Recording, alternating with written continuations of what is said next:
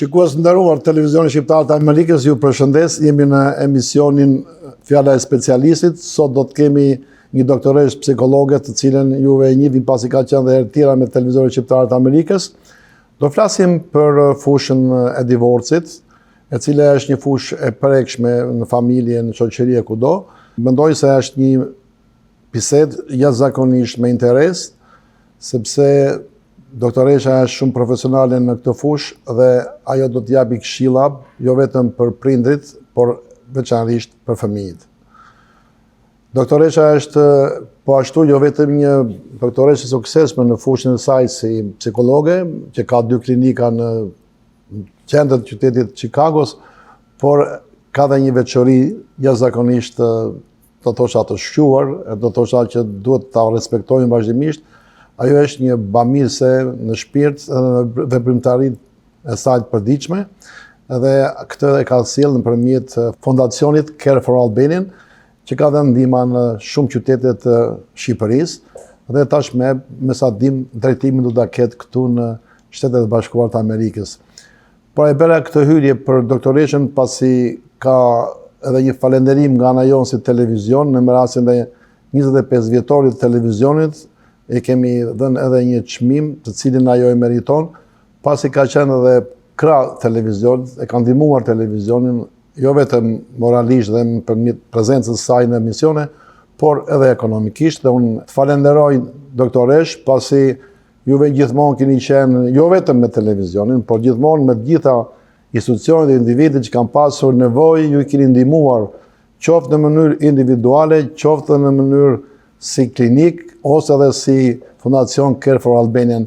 Edhe do të jem shumë i privilegjuar të kemë në bisedë, po ashtu edhe shikuesit do të marrin shumë informacione lidhur me këtë fenomen i cili edhe pse nuk është i shëndetshëm për shoqërinë, Zoti e ka sjellë si element për të cilin edhe ajo mbas divorcit besoj se ata i divorcojnë edhe ata kanë një rehati.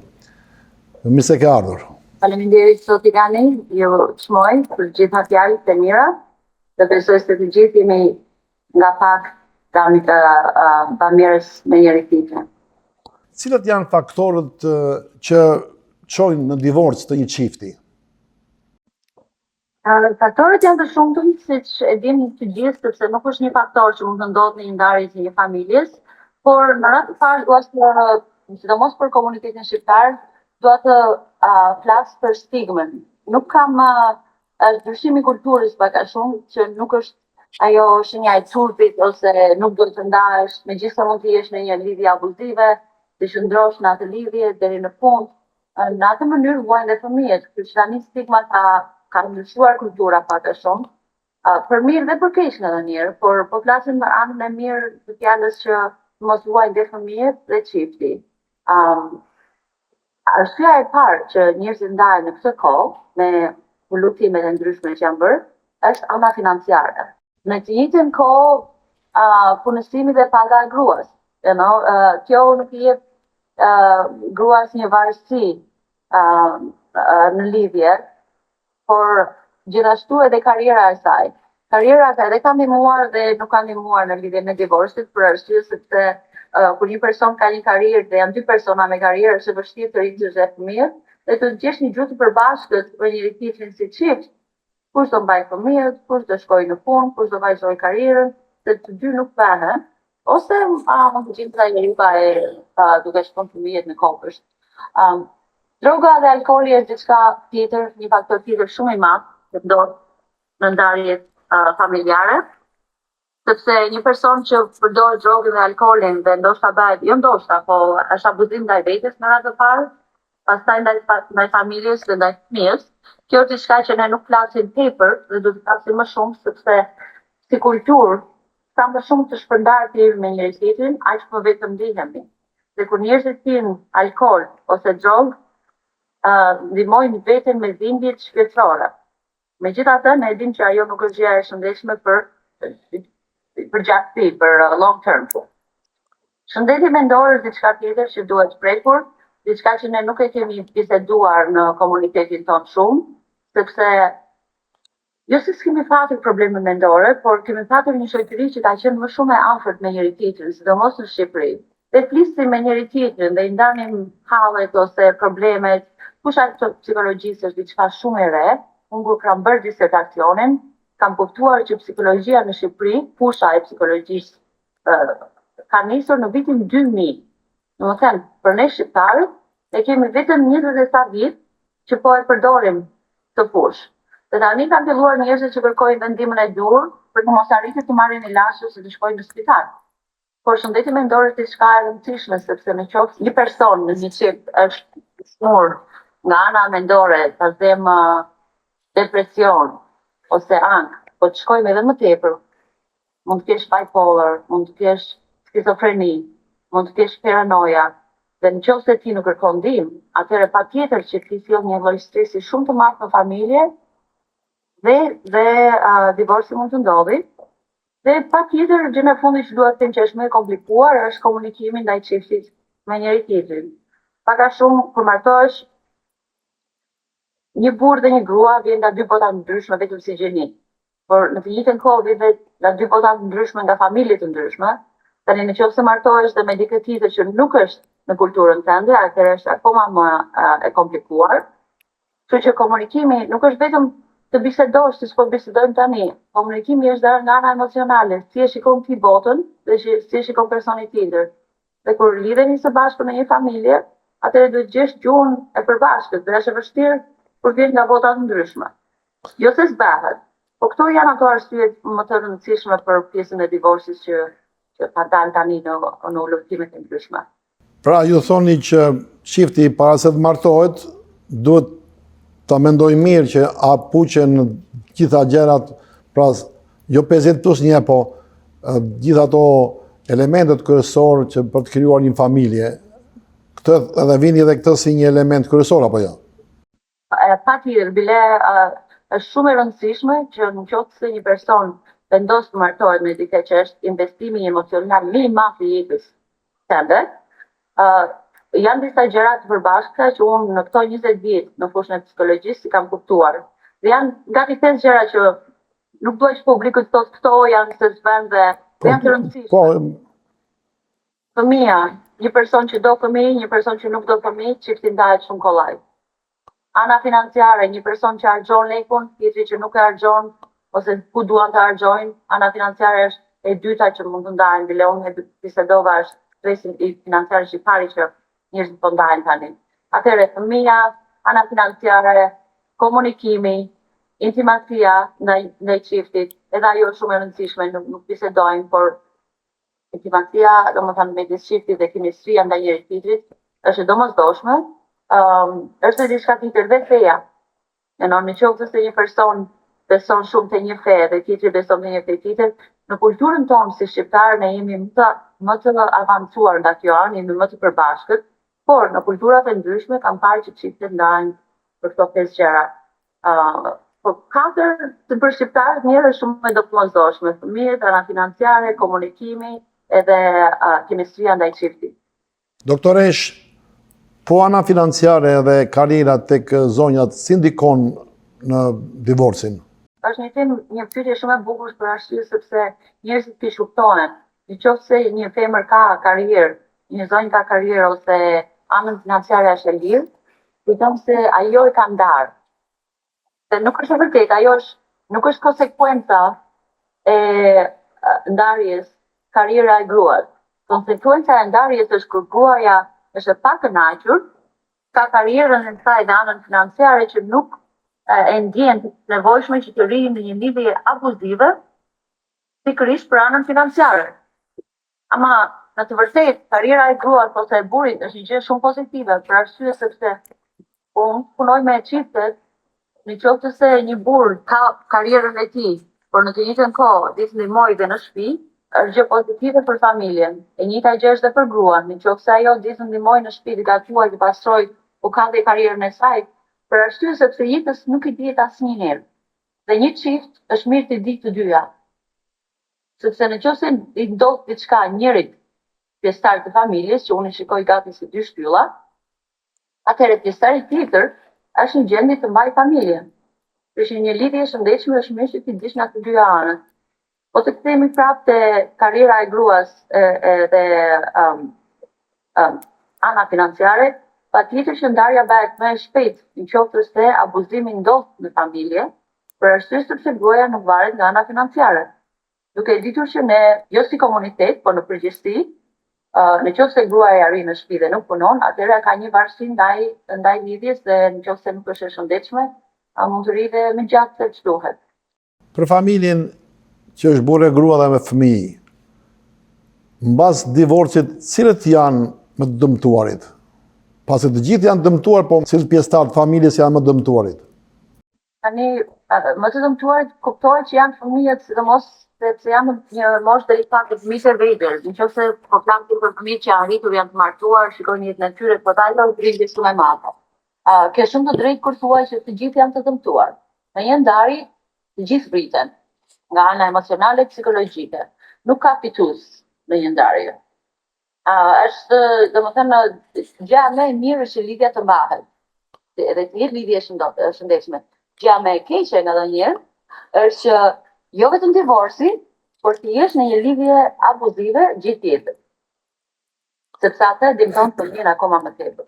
Por nëse fëmijët janë të vegjël në një moshë 5-6 vjeç ose adoleshent, atëherë kuptohet që fëmijët e vuajnë më tepër sepse përkthimi i kësaj teme ndodh ndryshe në trurin e fëmijës, në të vërtetë me çfarë është divorci. Atëherë, cilat janë këshillat tuaja për prindrit që të mos e vuajnë shumë fëmijët divorcin?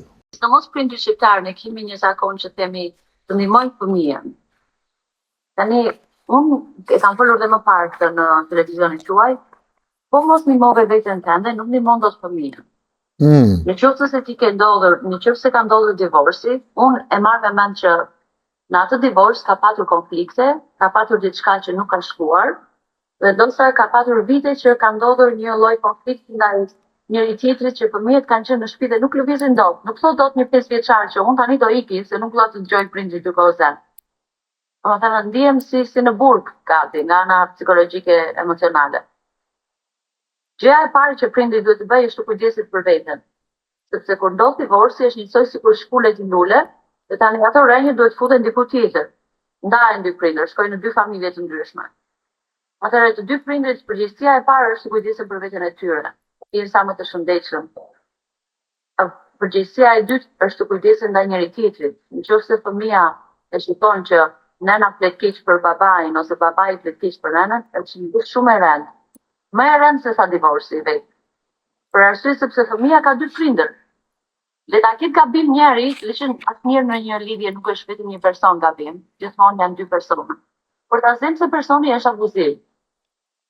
Ose është merret me drogë dhe nëna ose babai nuk e do, po thotë do ndahemi, kjo ti nuk do të shrohesh, nuk do të ndihmosh veten.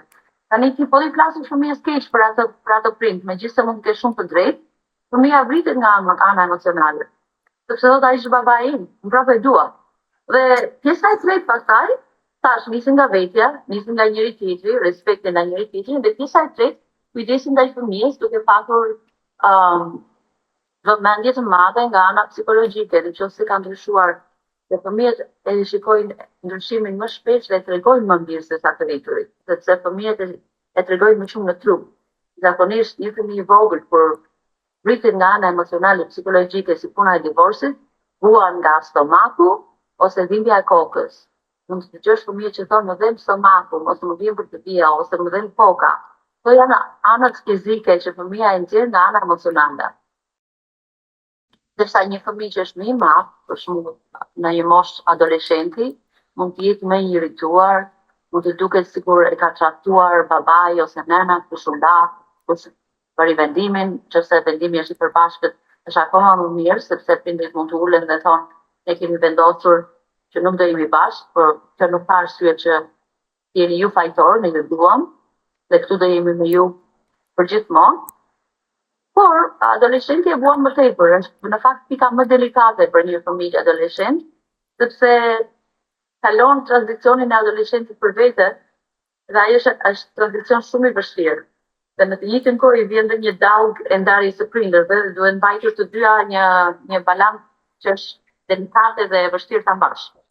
Se kjo bisedë kryesisht i kushtohet fëmijëve me prindër të divorcuar, por nuk mundet të shmangen këto pyetjet për çiftin. A mund të shpjegosh pak që të dy janë fajtor?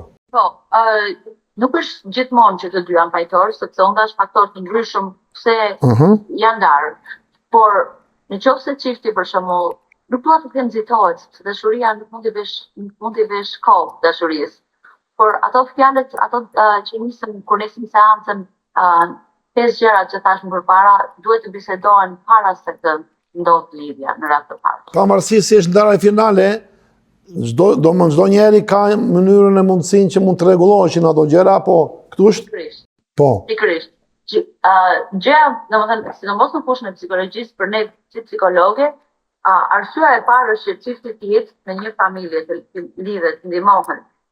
Dhe kur thash që të dy mund të kenë problemet e tyre, sepse kur nxjerr gishtin ndaj njëri tjetrit, është gjëja më e keqe që mund të bësh, për arsye sepse duhet të kthesh gishtin ndaj vetes, po e kam unë fajin, si unë mund ta kuptoj këtë person.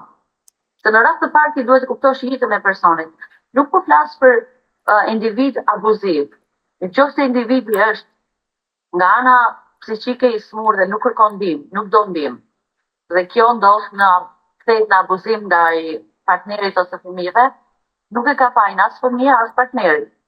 As personi vetë, dhe se ai duhet të ndihmohet ose duhet të ndihmoj veten. Nëse ai përdor drogë dhe alkool, kjo është diçka që nuk mund të thuash që të dy e kanë fajin. Ose ajo përdor drogë dhe alkool, se ka të dy anët.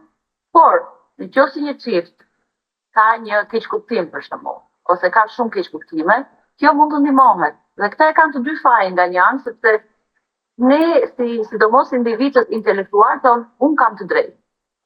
Ne e dim fjalën që do të jesh të drejtë apo do të jesh i lumtur. Dhe nëse je i lumtur, do lumturin, atëherë do t'i japësh rrugë dikujt partnerit që kërkon, që thot është dhe këta e përdor edhe në seancë, thot është qielli roz. Dhe ti tani thua, jo, është blu. Janë gjëra që mund të zgjidhen. Është ai parimi që thonë kur nxehen dy veta, mi mençur i ka fajin. Pikërisht. Atëre në një lidhje të dy duhet jenë të mençur në mosnjë. Po e kuptoj. Është puna e balancës peshores.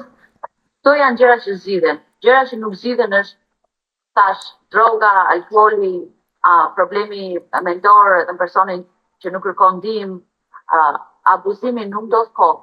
Ne kemi një keqkuptim kur themi që ky ka abuzuar gruan, turp të keq, se bën këtë. Njeriu është shumë i stresuar në atë kohë, në atë moment. Problemi është kur ati i thuhet që ti ke stres dhe të duhet ndihmë, dhe ai thotë jo, nuk dua ndihmë, dua të vazhdoj abuzimin. Aty është problemi. Nuk është problemi kur ndodh abuzimi, se kollaj të gjykuar atë person. Nuk është problemi kush ai që pi. Është kollaj të gjykojmë, sidomos në kulturën tonë, është të mos pi. Po ti nuk e di pse ai e pi atë alkoolin. Alkooli pihet sepse shumica e njerëzve duan të mbajnë ndjenjat e tyre që janë të vështira poshtë. Nuk duan të nxjerrin në sipërfaqe, janë të dhimbshme. Doktoresh, sa dikon komunikimi hapur i prindve me fëmijët, pra duhet të ketë tonin duke mos folur me zë të lartë, po qoftë edhe duke përdorur fjalë të përshtatshme, jo të papërshtatshme. Si do ta sillni juve këtë këshill? Ne patjetër që ndikon, por ndikimi më i madh është sjellja e prindit. Sjellja e prindit, ti mund të thuash fëmijës të gjithë ditës që nuk duhet të thuash fjalë të keqira. Nuk të lejohet në këtë familje, por nëse ti e përdor fjalën, ti ja ke mësuar automatikisht fëmijës ato fjalë. Ti mund të thuash do të bësh fëmijë mirë, ti mos bësh keq në jetë, dhe ti nëse sillesh keq në familje me partnerin ose me fëmijën, ti po i mëson se si të sillet keq. Fëmia nuk dëgjon fjalët. 99% fëmia shikon sjelljen e prindit. Dhe nëse prindi nuk ka rritur veten, sepse vjen një kohë që ti mund ta ankosh gjithkohës për të më ka bërë prindi im, prandaj jam kështu. Të gjithë kemi mundësinë të bëhemi më të mirë në të ardhmen, për një shoqëri më të mirë. Dhe fjala komunikimi i hapur ndaj fëmijëve për mirë ose për keq ka konsekuencat e saj. Domethënë nëse për shembull me fëmijët flas shumë afër, po kuptohet me moshën e tyre, me fjalët e tyre.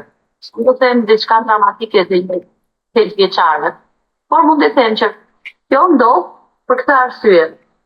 Ta kuptoj edhe fëmia. Por ne jemi pasqyrë fëmijës, sjellja jon është çfarë do bëhet fëmia. Sjellja jon kur i japim fëmijës, kur nuk i japim, kur i themi këto limite, edhe një limitet janë më të rëndësishme se sa jo limitet. Ndërsa pjesa e hiç komunikimit, jo komunikimit, ajo ngritja e zërit ose zënjet në familje, është diçka që i sjell fëmijës një lloj frike, një lloj ankthi që në të ardhmen ai fëmijë do ketë probleme me ankth, me anxiety, me depresion, sepse truri nuk është i zhvilluar dhe kur një prind vërtet, fëmia trembet, jo fëmia, po të gjithë trembën. Dhe në atë moment i vjen papritur, fëmia quhet në high alert, çfarë po ndodh, dhe kur ndodh shpesh, i quhet chronic stress, sepse megjithëse jam psikologe, si në të sjell veten këtu sikur jam perfekte, nuk ka prind perfekt. Ne përpiqemi të jemi sa më të mirë për fëmijën dhe për veten tonë. Por, në qoftë se ti bën një zënje të shpeshtë në familje, kjo do të thotë që komunikimi nuk po ndodh, dhe po i sjell fëmijës një lloj stresi që në të ardhmen kur ai të jetë i rritur, fillon ka ankth dhe mund të bëjë të njëjtën gjë që ke bërë ti në familje. Në familjen e tij ose të saj. Domethënë, rrit një të ardhme, si do të arritësh të ardhmen. Të shëndetshme apo jo, këtë zgjidhjen e dim nga ana psikologjike, nga ana intelektuale, të gjithë duhet të rritin fëmijë të shëndetshëm. Po, kuptoj. Por bëhet puna që duhet vënë te ajo gjë.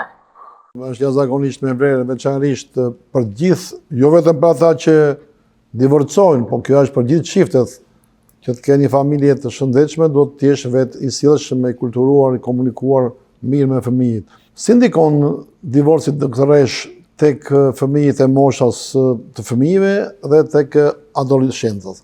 Përmendove pak më parë, kur janë fëmijët e vegjël, është pak më mirë, më e lehtë për fëmijët kur ndodh. Mund të jetë ndoshta më e vështirë për prindin, sepse fëmia është më i vogël, njëri duhet të rinë në shtëpi, ose nga ana financiare mund të jetë pak më e vështirë sepse nuk janë në shkollë akoma. Por, dua të them disa, domethënë, faktorë për prindit që janë të divorcuar ose janë ndaj divorcit dhe duan të kuptojnë fëmijën kur është i vogël, 9-8 vjeç. Domethënë, nga mosha 3, se në moshën 3 fillojnë fëmia që kupton dhe mban mend. Quhet child amnesia para moshës 3. Megjithëse zënjet në familje ndikojnë edhe kur fëmia është bebe. Po për një fëmijë të vogël, fëmia ndihet fajtor. Nuk e kupton që prindrit po ndahen sepse nuk patën mundësi ta mbanin këtë lidhje dhe po ndahen ndoshta për më mirë. Fëmia ndihet fajtor, e ka mund fajin, thotë që prindrit janë ndarë. Dhe nuk ka më mirë se prindrit vazhdimisht të bisedojë me fëmijën, thotë nuk është faji jot, ne i kemi vendosur së dy pse duhet të ndahen. Por ne të duam, nuk është faji jot, sepse kujton se thotë se ka mund fajin, unë i ndava prindrit. Fillon një lloj ankthi. Kjo është gjë që prindi duhet të ketë kujdes dhe ta shikojë fëmijën, sepse mund të ketë më shumë ankth për gjëra të ndryshme, nuk dua të dal jashtë, kam frikë, dua të rri pranë mamet, të pranë babet. Bëhet edhe një lloj regresi ndaj fëmijës. Nëse fëmia është 8-9 vjeç, mund të kthehet në 5 vjeç nga sjellja. Dhe tani kur prindi kalon në një lloj në trauma divorci, është i irrituar vetë, ka problemet e vet, por duhet të ketë shumë kujdes edhe ndaj fëmijës. Dhe kjo është ajo balanca që është pak e vështirë. Quhet edhe një nga ana psikologjike, quhet separation anxiety, që përmenda pak më parë. Separation anxiety është kur një fëmijë i vogël nuk do të ndahet nga prindi, nuk do të shkojë në shkollë, nuk do të shkojë në kopër, të rri me prindin, sepse ka ndodhur divorci dhe kështu është ky është një nga faktorët që fëmia e ndjen. Për fëmijët e rritur, mosha 12 vjeç e lartë, që janë tani teenager, adoleshentë. Kuptohet kjo është akoma më e vështirë. Sepse ai fëmijë po kalon tani, po mëson identitetin e tij. Ka hormonet, testosteron, shkojnë për djemt, domethënë janë më të irrituar, është moshë delikate, mund të fillojnë të eksplorojnë alkooli, droga, kuptohet dhe nuk ka prind që do që ata fëmijë ta përdorin, por fillojnë dhe kanë ndikuar shpesh. Atëherë kur një prind kalon divorcin, është kohë më delikate për një adoleshent. Dhe ti tani i sjell edhe një lloj trama që nuk do t'ja sjellësh, po është atje. Atëherë ata kuptojnë më tepër, po siç e thash më parë e ndjen si një lloj tradhtie ndaj prindit. Ti më ke tradhtuar që nuk je bashkë me prindin. Ose në qoftë se njëri nga prindit ka qenë abuziv, atëherë fëmia mërzitet me atë prind, nuk do t'i flasi, nuk do që të ketë lidhje me atë prind fare, edhe ndjen domethënë si tradhtar ndaj familjes. Ata patjetër që fëmijët më të rritur kanë edhe opinionet e tyre dhe marrin shumë anë, dua të ri me mamin, unë dua babin, ose babi s'ka faj, mami ka faj, pare se si e interpreton fëmia. E përjetojnë një shkallë më të lartë. Shumë më të lartë, po, e vuajnë më tepër. E vuajnë më tepër dhe kjo mund të kalojë, duhet të jenë, sidomos prindit duhet të jenë shumë të kujdesshëm për një adoleshent në përgjithësi, por kur kalojnë edhe divorcin, atëherë kanë një lloj gati arsyeje që unë tani po abuzoj sepse prindrit më janë ndarë. Fëmijët ndjen edhe jo faj, po shame, ndjen fajtor, ndjen është një lloj turpi për fëmijën, që turp për prindin, kur i thonë nëse vjen nga një kulturë gjykuese ose të tjerë të gjykojnë, sepse gjykimi është shumë i madh ndaj divorcit. Por divorci nuk është aq i lehtë kur ata që e bëjnë. Dhe çdo njeri ka nevojë për suportim ndaj gjërave që ndodhin. Divorci është gati një vdekje. Është njësoj si ti thua dikujt që ty të ka vdekur njëri tani, shumë gabim që të ka vdekur ai person. Pra, e kuptoj. Domethënë, nëse nuk e ndihmon atë person që është ndarë, të paktën mos gjyko, për arsye se fëmijët e ndiejnë më tepër. Nëse një prind fillon gjykon për një familje tjetër, ai fëmijë mund të flasi pak më vonë, shkon në shkollë dhe i flet fëmijës adoleshent, ty të është ndarë mamë me babin. Dhe këta e buan fëmija më tepër.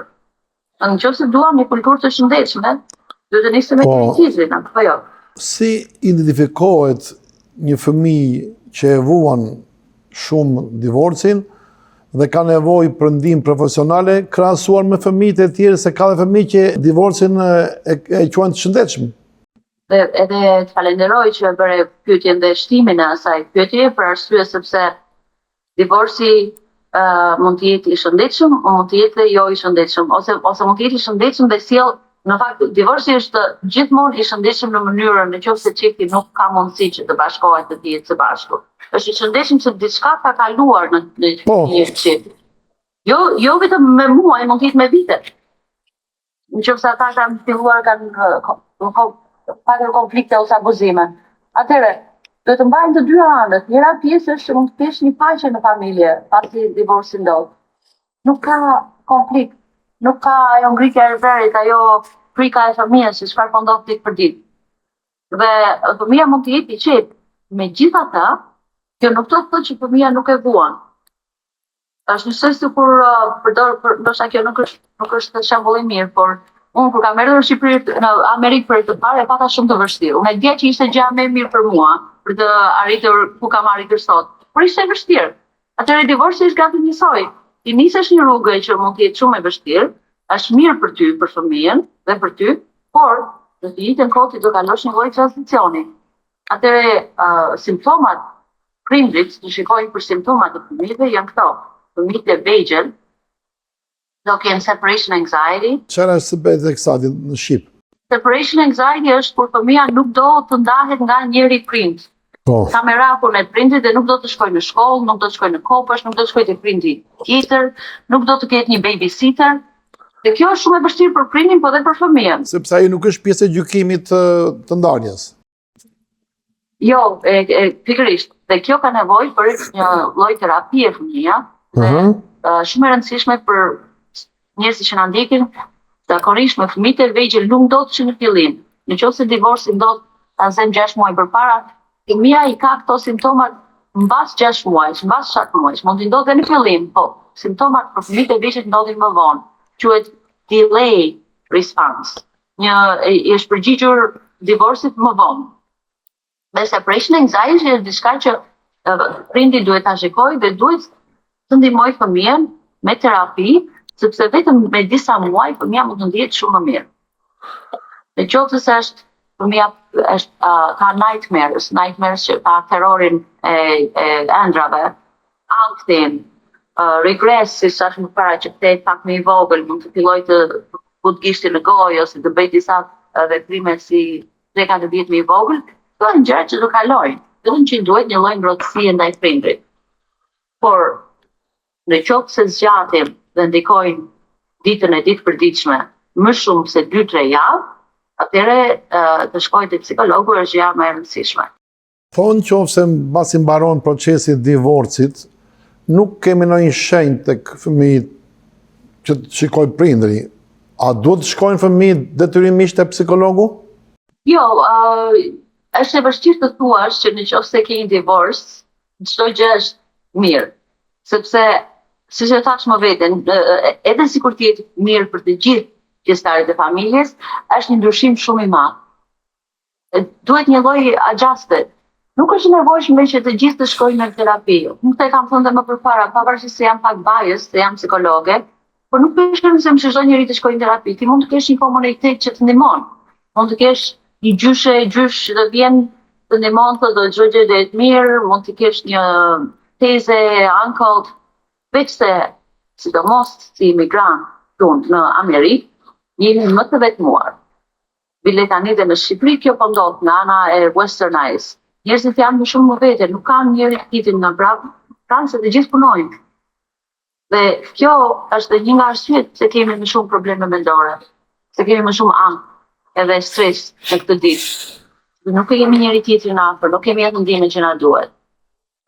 Por në përgjithësi, shkoja te psikologu ose psikologja është një nga gjërat më të mira për të evituar ilaçet ose spitalin, ose smundjen fizike, sepse ajo smundje mendore të kthehet në smundje fizike, ne i kemi të gjitha informacionet shkencore që kanceri është i lidhur me stresin, autoimmune disease janë të lidhur me stresin, problemet e veshkës kanë lidhje me anktin. Kur një person dihet shumë në frikë, veshka ndikohet e para. Këto janë gjëra që si komunitet duhet i dimë, megjithëse jemi në fushë të re. Shumë faleminderit, doktoresh. Mbas divorcit, prindit shkojnë tek psikologu për veten e tyre apo edhe për fëmijët?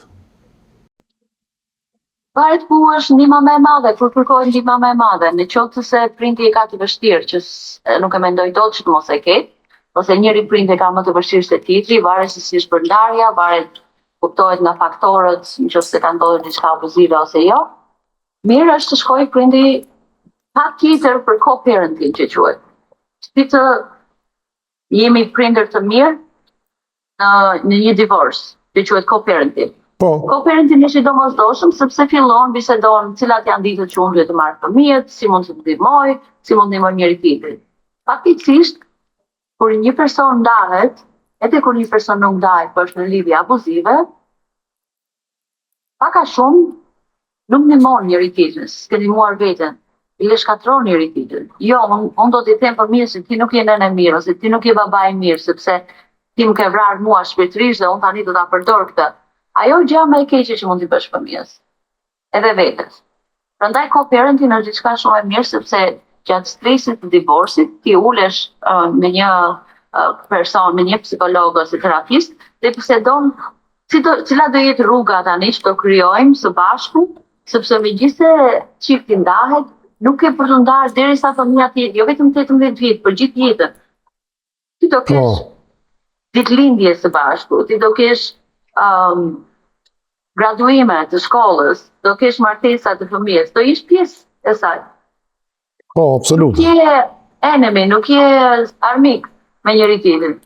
Do të jesh mik kudo, edhe me gjithë s'ka ndodhur. Dhe ky duhet të parim për të gjithë ne me të gjithë me njëri tjetrin, edhe sikur të mos të shkosh, nuk është nevojshme të jesh armik. Momentin që ti e mendon që unë jam armik me personin që ti ke dashur, ti bën gjën më të keqe për veten tënde. Se në fund të fundit, derisa je martuar dhe ke pasur një jetë bashkë me njëri tjetrin, diçka e mirë ka ndodhur. Nuk duhet na ruar dhe ato. Po, absolut. Pas divorcit, kush ndihet viktim, nëna apo babai? Du mendoj që janë të gjithë se njerëzit mund të jetë më fajtor se tjetri ose më i vrarë se tjetri, por në përgjithësi nëse personi ka qenë abuziv, kuptohet viktima është personi që është abuzuar. Por dua të le edhe pak vend për atë që abuzon. Sepse dhe ai që abuzon ka dhimbjen e tij. Nuk besoj se ka njëri në këtë botë që ngrihet në mëngjes dhe thotë sot dua të abuzoj ose alkool ose dhunë ose ka një lloj dhimbje dhe ai person duhet shruar, dhe ai person duhet ndihmuar. Dhe nëse i themi që ti je i keq, ti ke përdorur alkool, ke abuzuar, tani ti rini në qoshe, atëherë nuk po ndihmojmë komunitetin. Ti po e vret atë person, ai person do fillojë do njohë dikë tjetër, do bëjë të njëjtin gjë. Të gjithë janë viktima në një divorc pak a shumë. Cilat janë pasojat emocionale që vijnë pas një divorci? Për fëmijët pak a shumë e biseduam, për fëmijët e vegjël ndihen më shumë fajtorë dhe kanë më shumë ankth dhe kanë e ndarjes ndaj njërit prind.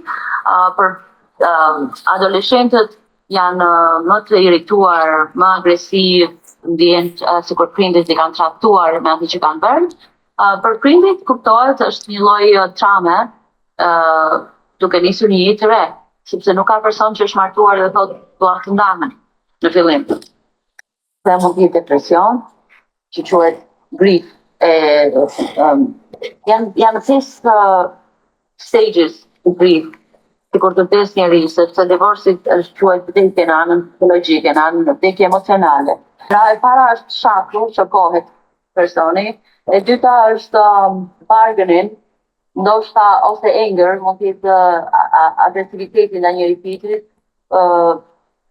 ti e patë faj, domethënë patë pjesën e inatit ndaj njëri tjetrit, domethënë duke bërë tjetrin fajtor ose njëri tjetrin fajtor. Pastaj nis bargaining, që bargaining ndoshta edhe mund ta rregullojmë të lidhje, ndoshta u ndituam ose është kjo që ka shumë e vështirë. Depresioni është pjesa e katërt që vjen në depresion e kupton që kjo nuk ka për ndryshuar, kjo do jetë jeta e re tani që duhet të nisim. Edhe pastaj acceptance, që kupton që po ndodh, tani duhet të ecim përpara se të ecim më mirë. Por çifti kalon të paktën vitin e parë, është një nga vitet më të vështira sepse shpërmbulet rënjët e një familjes dhe ndahen në 2 pjesë. Ajo domethënë të krijosh një jetë të re me 2 familje të ndryshme është e vështirë. Është e vështirë me një familje, jo me 2. Doktoresh, juve sotët shumë element dhe këshilla për fëmijët që kanë prindit divorcuar dhe folën dhe për gjëra konkrete. Po një përmbledhje, këshilla nga ana juaj, se si do të ndihmojnë prindit e divorcuar fëmijët e tyre. Si thashë më parë, gjëja më e rëndësishme për prindin është të kujdeset për veten. Një nënë e divorcuar duhet të nisë ditën sa më shumë me qetësi me veten e saj, të kujdeset të pi një gotë çaj, të bëj një ecje, kjo është për nënën, për babain, të marrë në telefon dikë që e ndjen që e suporton dhe nuk e gjykon. Nëse e ndjen që këto simptoma fillojnë që nuk është pagjumësi, nuk ha më tepër se ç'duhet ose më pak, nuk ka dëshirë për jetën, domethënë nuk dua të dalë, domethënë mbyllet në veten e saj ose në veten e tij, kuptohet që anën profesionale ne tani kemi gati 30 vit në këtë fushë, njerëzit më të shëndetshëm janë ata që shkojnë te terapisti. Po e them edhe përsëri, njerëzit më të shëndetshëm janë ata që shkojnë te terapisti, se ne kemi një lloj stigme. Ti shkon në terapist, ka diçka të gabuar me ty. Është e kundërta. Prindi të kujdeset për veten e tij, prindi të kujdeset për partnerin, dhe të mos thotë fjalë të këqija ndaj njëri tjetrit. Është gjë më e keqe që ne mund t'i bëj vetes dhe familjes, megjithëse janë të divorcuar. Dhe prindi duhet të kujdeset aq më tepër për fëmijën, duhet të shikojë simptomat e fëmijës, dhe të ketë një komunikim të hapur dhe të validojë, të thotë fëmijës ke shumë të drejtë që ndihesh kështu, nuk është faji jot, nuk është vendimi jot. Kjo ndodhi dhe ne jemi të gjithë të mërzitur, por dhe ta normalizoj që nuk jemi as të parë dhe as të fundit, nuk është diçka që ndodh dhe është mbaron jeta. Për arsye sepse, siç e thash më parë, ka shumë familje që ne nuk bisedojmë hapur, po ka shumë familje që në familje në probleme në çift do kesh gjithë jetën. Nuk do të thotë që është gjë e keqe, po ka shumë familje që janë abuzive. Dhe nëse ato familje janë abuzive dhe nuk janë ndarë, është më keq, nga jashtë duket, nga komuniteti duket që shumë mirë, por nga brenda, fëmia e vuan shumë tepër dhe një prindindar që nxarr për arsyeën e duhur dhe ka paqe në dy familje të ndryshme, duhet të kujtojë veten pse janë ndarë dhe të bëhen më të mirë për veten, më të mirë për njëri tjetrin dhe më të mirë për fëmijët e tyre. Doktoresh, a është e vërtet se divorci sot është në rritje dhe cilat janë arsyet që të çojnë në divorc? Ato më kryesorat. Arsyet e divorcit, siç e thash më parë, janë ana financiare, stresi financiar, që në fakt kjo më ka çuditur dhe vetë, sepse e prisja diçka tjetër, prisja më shumë një lloj komunikimi nga njëri tjetrit. Komunikimi është e dyta, për arsye se nuk është komunikim nga ana intelektuale, është komunikim emocional. Një person me një diplomë si puna ime, që di shumë mirë të flasë, të komunikoj, nëse unë jam e mërzitur për diçka, mund ta komunikoj shumë keq atë që unë e ndjej. Nuk më të artikuloj ashtu siç duhet në moment. Një person që nuk e di nga e din kjo është akoma më keq. Se nuk ka zbuluar veten.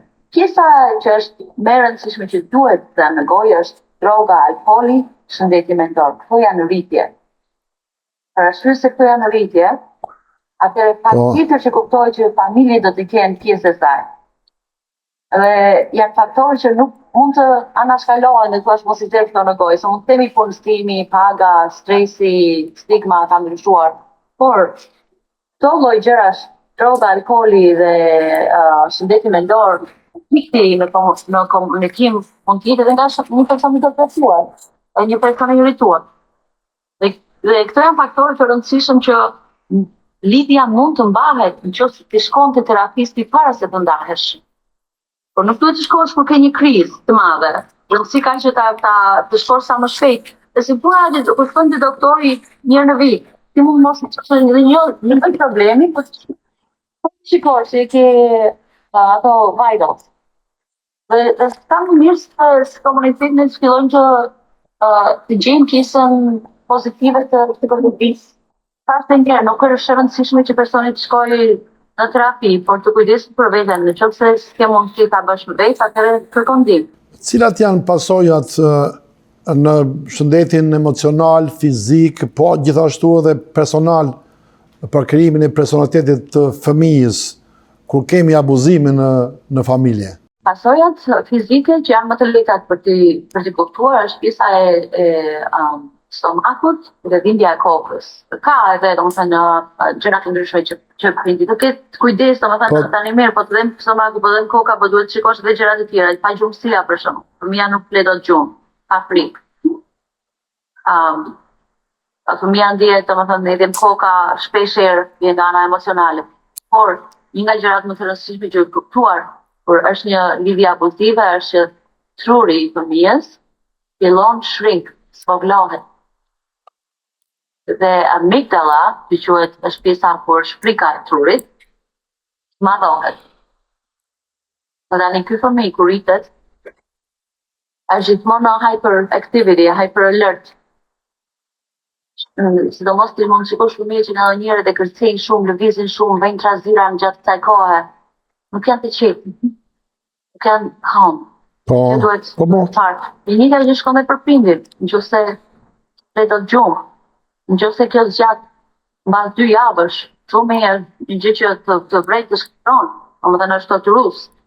Kjo është nga ana psikologjike, po kalon diçka të vështirë. Duhet të kujdeset, duhet të shkosh te doktori. Rënja nga pesha, duke rënë 20 vjet, 20 pounds, në një kohë shumë të shkurtër.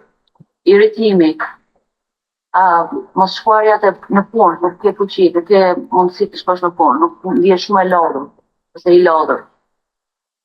Ngritja e cigares, alkoolit, siç e thashë më parë, dhe nëse kjo s'ka qenë arsyeja, sidomos për burrat, për gjinin mashkullore, mund të shkojë te alkooli dhe te cigaria më tepër për të ndihmuar veten në moment. Kuptohet që nuk është gjë pozitive, por këto janë arsyet, që duhet shikosh. Doktoresh, në një familje që ka abuzime, ka mosmarrveshje, a do të ishte më mirë një divorc me marrveshje? Jo, do të ishte më mirë që ata të gjenin rrugën e mirëkuptimit në fillim. Nuk ka gjë më të mirë se një lidhje, një çift të shkoj të bëj gjën të pa mundur. E di që sidomos për kulturën tonë është shumë e vështirë të shkosh në një terapist. Por po të them, është një gjë aq private që me ligj unë humb licencën nëse kem dikujt tjetër. Dhe po shkove te një terapist i mirë që të kupton, sepse duhet të dikush që kupton dhe kulturën pak a shumë, se dhe kjo duhet përmendur. Por gjëja më e mirë është të shikosh si mund t'ja dalësh. Për arsye sepse ka të divorce që ndodhin paraprakisht, që s'duhet të kishin ndodhur. Dhe lihen, neglizhohen për një kohë shumë të gjatë derisa ndodh. Doktoresh, cila është më rëndësishme dhe si është më lehtë të ndërtosh një marrëdhënie familjare apo të ndërtosh anën ekonomike dhe karrierën? Ana ekonomike dhe karriera janë diçka që duhet për të patur një jetë më të mirë. Por në qoftë se ti nuk e krijuar një familje të shëndetshme, karriera dhe ana financiare nuk të sjell kënaqësi. Të sjell anën për të patur një jetë më të lehtë. Por ne pak a shumë e dimë ka njerëz që janë shumë të varfër dhe janë të lumtur me njëri tjetrin. Nuk ka gjë më të mirë se të krijosh një familje të shëndetshme. Nuk ka gjë më të mirë se të punosh me veten dhe të jesh i shëndetshëm. Leku është i domosdoshëm për të paguar mortgagën, qiran, ndoshta të shkosh në një pushim mirë në vit, por nuk është aq i domosdoshëm, nuk të jep kënaqësinë shpirtërore. Dhe gjëja më e varfër që mund të bësh është që të fokusohesh te karriera dhe te ana ekonomike dhe të neglizhosh familjen.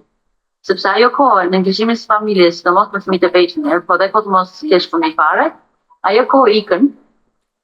Dhe njerëzit e kanë shkuptuar këtë gjë, kujtojnë sepse sa më shumë lekë të nxjerr do jem aq më mirë. Me statistika në Amerikë, një familje para dhe jeton, kuptohet, po me $75,000 në vit, një familje, është shumë, ndoshta tani pak më tepër se janë ditur të çmimet, po janë më të lumtur se një familje që nxjerr 2 fishin ose 3 fishin.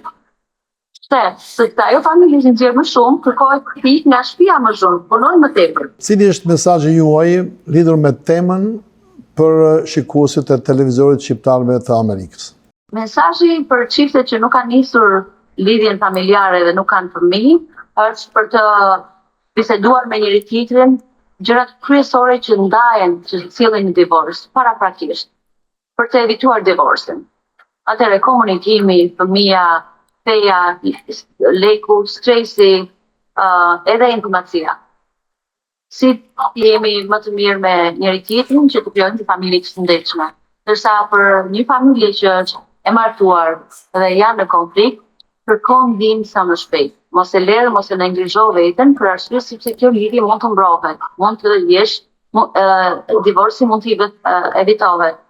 Për një lidhje abuzive, dhe njëri nga personat se kërkohet 2 në një lidhje që të punohen së bashku, dhe njëri nga personat nuk do ndihmë, atëherë kuptohet është gjëja më e mirë ndarja, sepse e vuan të fëmia dhe njëri tjetri, dhe për një lidhje që është në procesin e ndarjes ose e ndarë akoma, të kujdesen për veten, të kujdesen për fëmijën, por nis nga vitja në fillim, mos neglizhohet ana emocionale. Të falenderoj shumë doktoresh, shikues nderuar, ishim me doktoreshën psikologën Sonila Sojdarësi, është jo vetëm pronare e 2 klinikave të mëdha në Chicago, por njëkohësisht, që vazhdimisht unë e them, është edhe krijuesja dhe presidentja e fondacionit Care for Albanian, e cila do na japi neve të jetë si iniciativë për gjithë shqiptarët, ndoshta s'krijojmë dot fondacione, por ne mund të kemi mundësi që të jemi bamirës edhe me pak, ashtu siç thotë edhe Nën Tereza. Të falenderoj shumë edhe me shpresë të shikojmë në studio këtu në Michigan. Faleminderit, Jani. Faleminderit.